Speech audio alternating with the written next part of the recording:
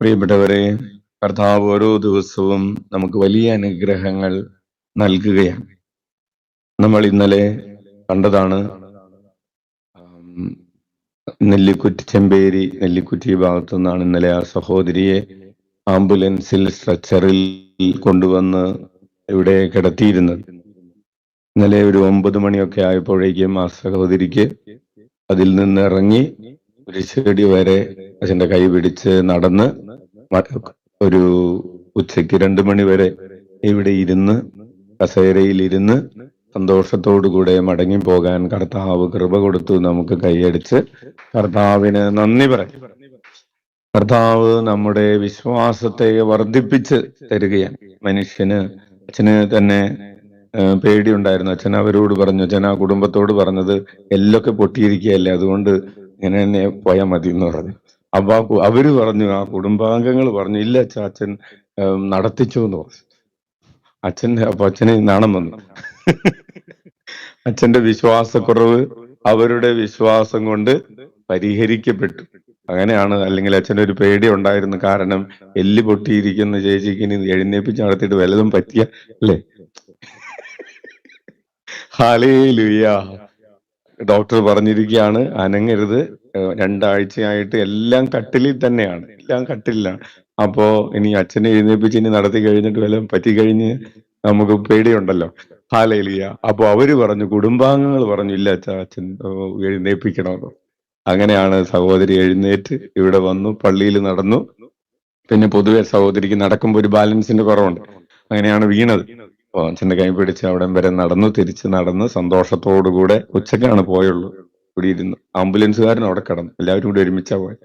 അപ്പോൾ ഇന്ന് ഈശോ നമ്മോട് ചോദിക്കുകയാണ്, ഈശോ പറയാണ്, വിളവധികം വേലക്കാരോ ചുരുക്കം. നമുക്ക് കർത്താവിന്റെ അടുക്കലേക്ക് ഓടിയെത്താനായിട്ട് ആഗ്രഹിക്കുന്ന ഒത്തിരി പേരുണ്ട്.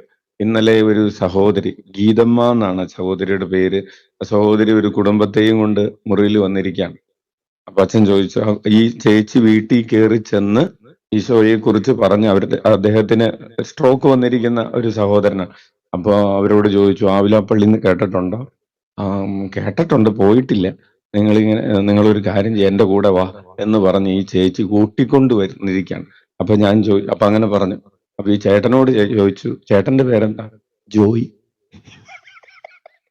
മറ്റേത് ഹല്ലേലൂയ. അപ്പോൾ ഇന്നത്തെ സുവിശേഷത്തിൽ ഈശോ ഒരു പിശാച് ബാധിതനായതുകൊണ്ട് ഊമനായി പോയ ഒരാളെ സുഖപ്പെടുത്തുകയാണ്. അതാണ് പിശാച് ബാധിതനായതുകൊണ്ട് ഊമനായി പോയ ഒരാള്. ഒരു തിന്മ അയാളെ പിടിച്ചിരിക്കുകയാണ്, അതുകൊണ്ട് അയാൾക്ക് മിണ്ടാൻ പറ്റുന്നില്ല. ചില സമയങ്ങളിൽ അച്ഛൻ ആലോചിച്ചിട്ടുണ്ട്, ചില തിന്മകൾ നമ്മളെ പിടിച്ചിരിക്കുന്നതുകൊണ്ട് നമുക്ക് ഈശോയെ കുറിച്ച് മിണ്ടാൻ പറ്റുന്നില്ല. മിണ്ടുന്നുണ്ട്, സുവിശേഷത്തെ കുറിച്ച് പറയാൻ പറ്റുന്നില്ല, ഈശോയെ കുറിച്ച് മറ്റുള്ളവരോട് പറയാൻ പറ്റുന്നില്ല. ഞാൻ വിശ്വസിച്ചിട്ടുണ്ട്, ഞാൻ പള്ളിയിൽ പോകുന്നുണ്ട്, എനിക്കത് മതി എന്ന തരത്തിൽ അതൊരു മൂഢതയാണ്. ഈ സഹോദരി ഗീതമ്മ ചേച്ചിക്ക് ആ മൂകത ഉണ്ടായിരുന്നില്ല. വീട്ടിൽ ചെന്ന് കയറി ഇവരെയൊക്കെ വണ്ടി കൂട്ടിക്കൊണ്ടുവന്നിരിക്കുക, ഒരു കുടുംബത്തെ മുഴുവൻ കൂട്ടിക്കൊണ്ടുവന്നിരിക്കുക. അപ്പോൾ ഈശോയെ കുറിച്ച് പറയാനായിട്ട് നിന്റെ നാവ്, നിന്റെ അധരം തുറക്കപ്പെടുന്നുണ്ടോ എന്നതാണ് ഇന്നത്തെ ചോദ്യം. ഹല്ലേലൂയ. ഈശോയെ പ്രഘോഷിക്കാൻ, മറ്റുള്ളവരെ ഈശോയിലേക്ക് ക്ഷണിക്കാൻ തക്കവിധം നിന്റെ അധരം തുറക്കപ്പെടുന്നുണ്ടോ? നമുക്ക് കണ്ണുകളടക്കാം. നമ്മുടെ അനുദിന ജീവിതത്തിൽ മറ്റുള്ളവരോട് ഈശോയെ കുറിച്ച് പ്രഘോഷിക്കാൻ കിട്ടിയ അവസരങ്ങൾ വേണ്ട വിധത്തിൽ ഉപയോഗിക്കാതിരുന്നതിനെ ഓർത്ത് നമുക്ക് അനുദപിച്ചുകൊണ്ട് കരങ്ങൾ ഉയർത്തി 21 പ്രാവശ്യം ഉച്ചത്തിൽ യേശുനാമം വിളിക്കാം.